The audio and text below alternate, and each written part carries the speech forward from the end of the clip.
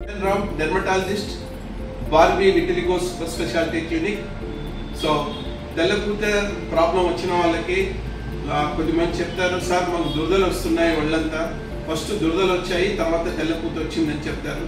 కొద్దిమంది ఏమో తెల్ల మచ్చలు వచ్చిన తర్వాత దురదలు వచ్చాయని చెప్తారు.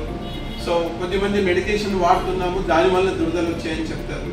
సో ఇలా రకరకాల కారణాలతో తెల్లపూతకి దురదకి అసలు సంబంధం ఉందా ఏంటి అనేది మీకు ఇప్పుడు చెప్పబోతున్నాను.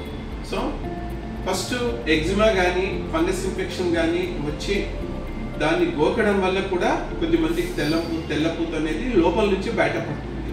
అంటే ఆల్రెడీ విటిలిగో ఫ్యామిలీలో ఉన్న వాళ్ళకి, విటిలిగో టెండెన్సీ ఉన్న వాళ్ళకి, విటమిన్ డి డిఫిషియన్సీ ఉన్న వాళ్ళకి, థైరాయిడ్ ప్రాబ్లము, డస్ట్ అలర్జీ ఉన్న వాళ్ళకి తెల్లపూత వచ్చే అవకాశం చాలా ఎక్కువగా ఉంటుంది.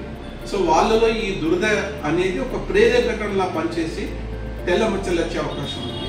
అలాగే ఉన్న తెల్ల మచ్చలు కూడా ఈ వ్యాధుల వల్ల ఇంకా ఎక్కువ అయ్యే అవకాశం ఉంటుంది.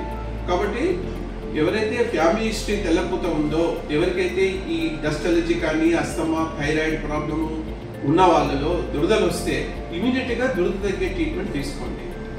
నెక్స్ట్ ఆల్రెడీ విటిలిగో ఉన్న ప్రాబ్లం, విటిలిగో తెల్లపూత పేషెంట్స్ ఎవరైతే ఉన్నారో వాళ్ళకి దురదలు వస్తే మాత్రం నెగ్లెక్ట్ చేయకండి. ఇమీడియట్గా మీరు డెర్మటాలజిస్ట్ని కలిసి దాని ట్రీట్మెంట్ తీసుకోండి.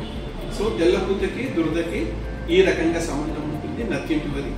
సో దీనికి లేజర్ ట్రీట్మెంట్ ద్వారా, ప్రాపర్ డైట్ కంట్రోల్ ద్వారా, మెడిసిన్ ద్వారా తెల్లపూతను తగ్గేట్టు చేయవచ్చు, నథింగ్ టు వరీ.